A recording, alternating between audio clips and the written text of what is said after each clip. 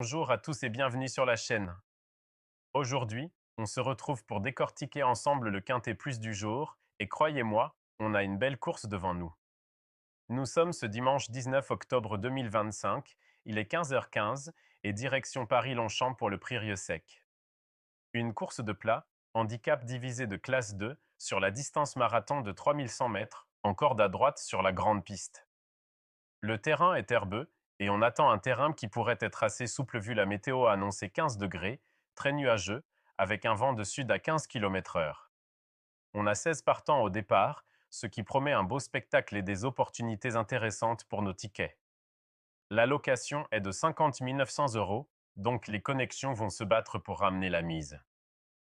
Restez bien jusqu'à la fin de cette vidéo parce que je vais vous partager des chevaux dont personne ne me parle, des détails techniques que j'ai repérés dans mes analyses et bien sûr mes pronostics complets pour le quintet, le quartet, le tiercé et les coupés. Allez, on rentre dans le vif du sujet. Commençons par le cheval qui fait consensus dans toute la presse spécialisée et que vous allez retrouver en tête de quasiment tous les pronostics, Annabelle S. Ghost, numéro 2, qui sera monté par Arthur Mossé et qui est entraîné par le légendaire André Fabre. Alors pourquoi Annabelle S. Ghost est-il le favori logique de cette épreuve? Laissez-moi vous détailler point par point. Premièrement, regardons son historique récent. Lors de sa rentrée à Dieppe cet été, ce cheval s'est classé troisième d'une classe 2 de très bon niveau. Et attention, il n'était pas loin du tout, il terminait tout près de Goya Sonora, un cheval qui était pris en valeur 49,5. Pour ceux qui ne comprennent pas ce que ça veut dire, en gros, il a côtoyé des chevaux d'un niveau supérieur et il s'est bien comporté. Deuxièmement, oui, il faut être honnête, il a déçu lors de son dernier retour dans les handicaps. Mais attention, il y a plusieurs explications possibles à ça. Peut-être que les conditions ne lui convenaient pas, peut-être qu'il n'était pas complètement prêt, peut-être qu'il y a eu un souci de course. Dans le turf, une contre-performance isolée ne veut pas dire qu'un cheval a perdu tous ses moyens. Troisièmement, et c'est crucial, il a été abaissé d'un kilo au poids. Sur 3100 mètres, un kilo, c'est énorme. Ça peut paraître dérisoire, mais sur une telle distance, porter un kilo de moins, c'est un avantage considérable. Les handicapeurs ont jugé qu'il méritait cet allègement et ça lui redonne des chances. Quatrièmement, le duo Mossé-Fabre, c'est du très lourd. Arthur Mossé connaît ce cheval par cœur, il a gagné 2 fois avec lui. Il l'affectionne particulièrement, il l'a dit lui-même dans ses déclarations. Quand un jockey aime un cheval, ça se sent en course. Il va se battre pour lui, il va tout donner. Et de l'autre côté, André Fabre, c'est une institution. Champion d'entraîneur à de multiples reprises, il a une capacité unique à remettre ses chevaux au top au bon moment. Cinquièmement, Annabelle S. Ghost a déjà brillé à meilleur niveau par le passé. Ce n'est pas un cheval qui découvre le niveau, c'est un cheval qui a déjà prouvé qu'il pouvait rivaliser avec l'élite. À cette valeur, dans ce handicap, il a clairement les moyens de s'imposer. Sixièmement, la distance de 3100 mètres lui convient parfaitement. Ce n'est pas un sprinter qu'on force sur le fond, c'est un vrai stayeur qui a de la tenue. Arthur Mossé a dit « Je suis content de retrouver Annabelle S. Ghost en compétition. Il ne faut pas prendre au pied de la lettre ses derniers résultats bruts. Sur ce qu'il m'a montré par le passé, il a les moyens de bien faire dans un bon jour. » Cette déclaration est rassurante. Le jockey ne cache pas la contre-performance récente, mais il relativise et il fait confiance au potentiel du cheval. Pour moi, c'est une valeur sûre dans ce prix Rieux-Sec. Attention quand même à l'état du terrain, si ça devient vraiment très lourd, il faudra voir comment il se comporte. Mais sur un terrain correct à souple, il a toutes ses chances. Maintenant, parlons de celui que je vais personnellement utiliser comme base dans toutes mes combinaisons, Mélango, numéro 14, avec Rosario Mangione aux commandes et François Jolivet à l'entraînement. Pourquoi je fais de Mélango ma base solide? Parce que tous les voyants sont au vert, ou presque. D'abord, il vient de bien se comporter à Saint-Cloud. Ce n'est pas un cheval qui revient de nulle part, c'est un cheval qui est en forme, qui a montré qu'il était compétitif récemment. La dernière sortie est bonne, c'est un signal positif. Ensuite, et c'est un argument de poids, il retrouve les quintés plus avec un kilo de moins. Comme pour Annabelle S. Ghost, cet allègement au poids est un vrai plus. Sur 3100 mètres, chaque kilo compte, et là on parle d'un cheval qui va pouvoir respirer un peu mieux dans sa course. Troisième point, le rallongement à 3100 mètres devrait servir ses intérêts. C'est dit clairement par le jockey. Mélango, c'est un vrai cheval de fond, un stayer qui aime poser son effort dans la longueur. Plus la distance est longue, plus il est à l'aise. Sur 3100 mètres, il va pouvoir exprimer pleinement son potentiel. Quatrième élément, la régularité. Si vous regardez ses performances récentes, ce cheval est régulier. Il ne fait pas de grands écarts, il ne fait pas de courses catastrophiques. C'est le genre de profil sur lequel on peut s'appuyer en toute confiance. Maintenant, soyons honnêtes, il y a une interrogation, le terrain. Rosario Mangione l'a dit lui-même dans ses déclarations, j'espère simplement que le terrain ne sera pas trop souple avec les pluies annoncées. Donc il y a une petite réserve sur les conditions du terrain. Si ça devient vraiment gras, très collant, ça pourrait le pénaliser. Mais franchement, regardez les prévisions météo. Oui, il y a des risques de pluie, mais on ne parle pas d'un déluge. Le terrain devrait rester dans des limites acceptables. Et même sur un terrain souple, Mélango peut faire la différence par sa tenue et son courage. Mangione dit aussi, s'il répète sa dernière valeur, il a le droit de participer à l'arrivée. C'est confiant sans être prétentieux. C'est exactement le genre de déclaration qui me plaît, réaliste, mais optimiste. Pour moi, Mélango est la base de cette course. Je le mets partout, quinté, quarté, tiercé, couplé, 2 sur 4. C'est mon cheval de confiance, celui sur lequel je construis toutes mes combinaisons. Si vous ne deviez retenir qu'un seul cheval de mon analyse, ce serait lui. Continuons avec un cheval qui ne fait peut-être pas autant de bruit qu'Annabelle Ghost, mais qui a des arguments très solides, Wood City, numéro 8, piloté par Aurélien Lemaître et entraîné par Fabrice Chappet. L'avis du reporter est très clair, Wood City voit sa situation au poids s'améliorer. Déjà lauréat à ce niveau, il est en mesure de refaire surface. Décortiquons ça. Sa situation au poids s'améliore, ça veut dire qu'il porte moins de kilos que lors de ses précédentes sorties.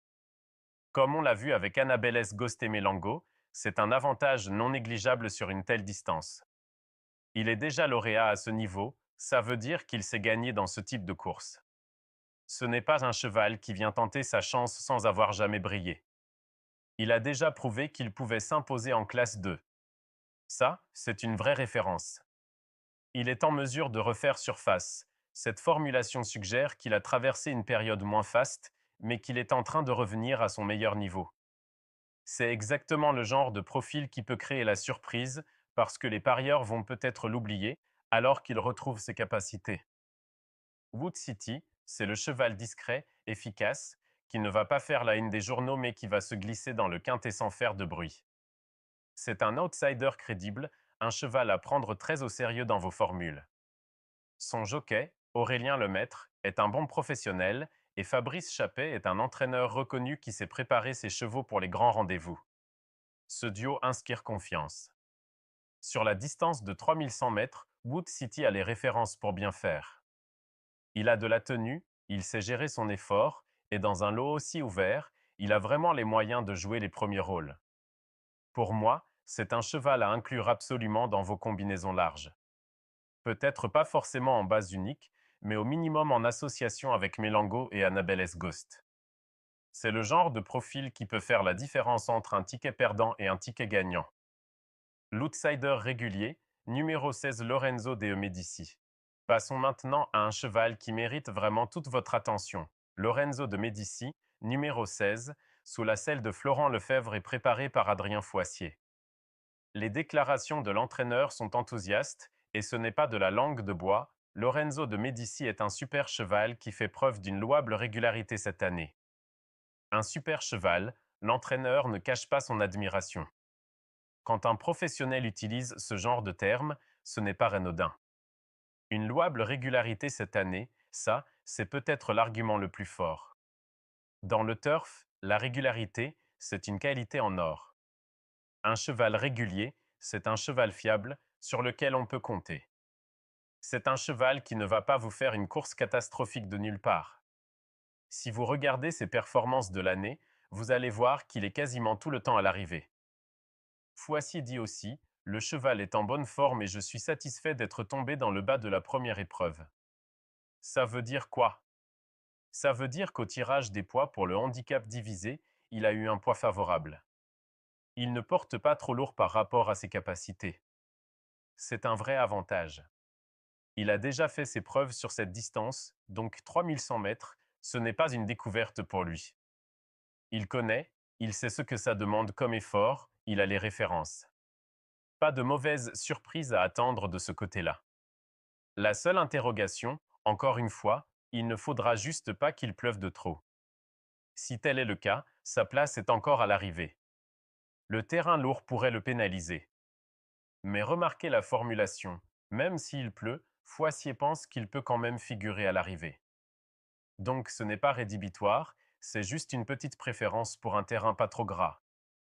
Lorenzo de Medici, c'est le cheval régulier par excellence. Si vous aimez les valeurs sûres, les chevaux qui ne vous lâchent pas, c'est exactement ce profil-là qu'il vous faut. Je le vois très bien dans les 5 premiers, et pourquoi pas sur le podium si les conditions lui sont favorables. À une cote qui devrait être raisonnable, c'est un excellent rapport qualité-prix. À intégrer absolument dans vos formules de quintet et de quartet. L'outsider dangereux, numéro 12 à Team. Maintenant, parlons d'un autre outsider qui a de sérieux arguments, à Team, numéro 12, avec Maxime Duyon en selle et François Rohaut à l'entraînement. François Rohaut, c'est un entraîneur de très haut niveau et ses déclarations sont optimistes. Hatim a fait une bonne rentrée malgré un numéro en dehors qui l'a contraint à voyager en épaisseur. Analysons ça. Une bonne rentrée, donc le cheval est en forme, il a repris l'entraînement et la compétition dans de bonnes conditions. C'est rassurant. Malgré un numéro en dehors, ça veut dire qu'à sa dernière course, il avait tiré un mauvais numéro de stall de départ, ce qui l'a obligé à partir de l'extérieur et donc à parcourir plus de distance.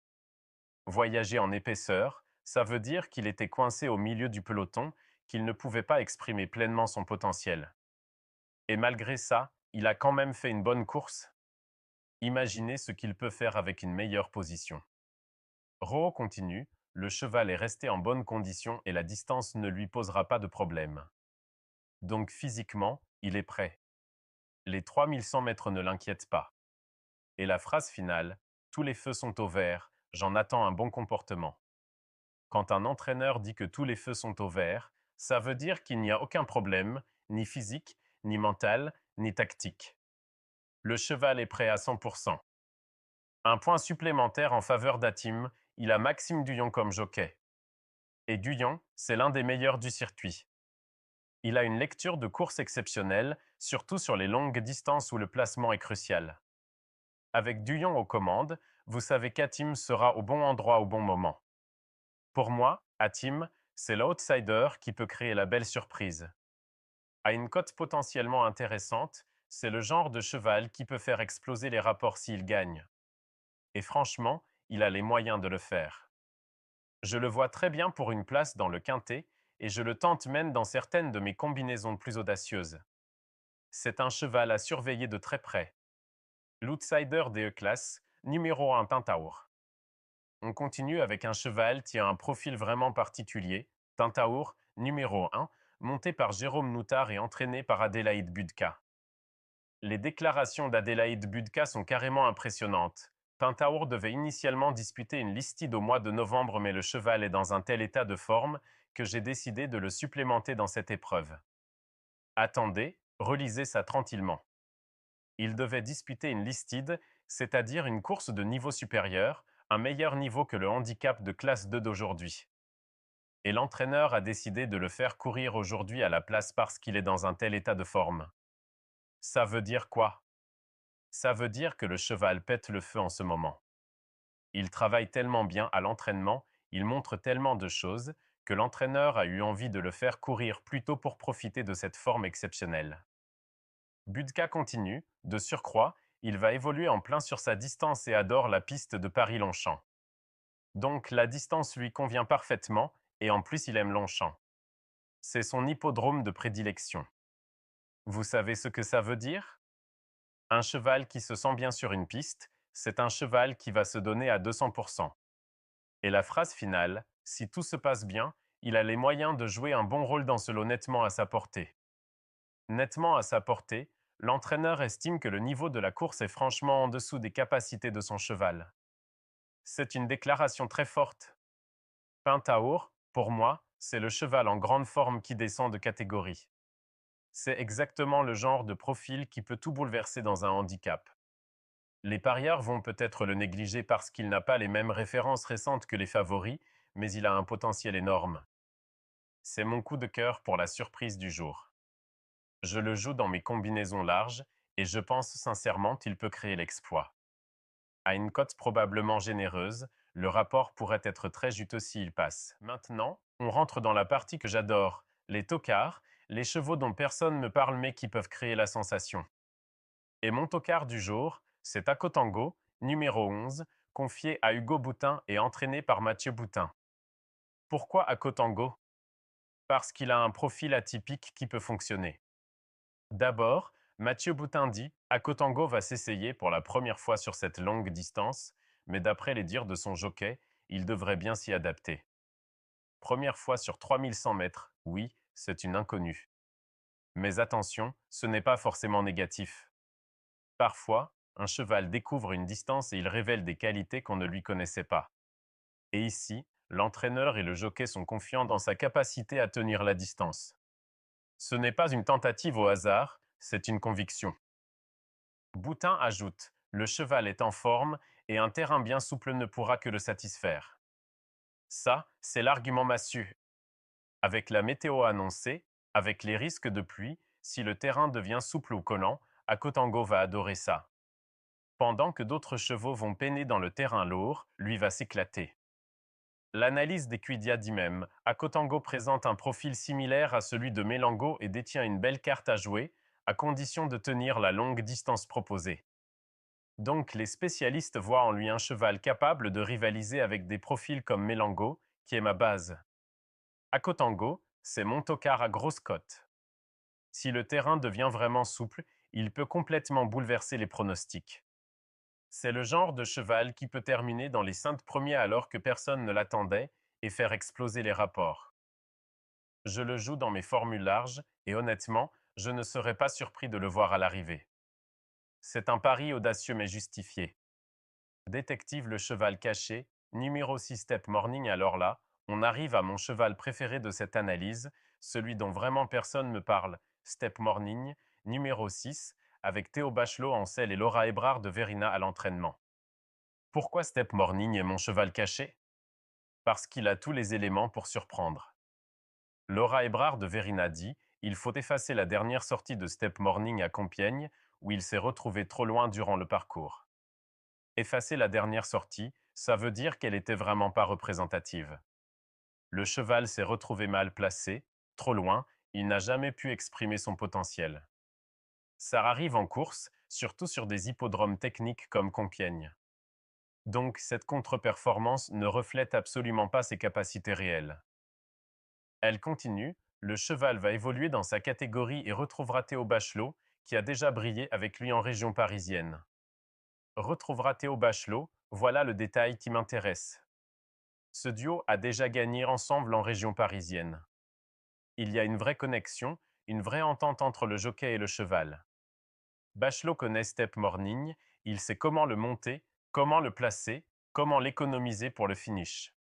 C'est un avantage énorme. Et la phrase finale, avant le coup, c'est une bonne chance, d'autant que le lot est abordable. J'espère qu'il ne va pas me contredire. L'entraîneur est confiant. Elle pense sincèrement que son cheval a les moyens de bien faire, que le niveau de la course lui convient.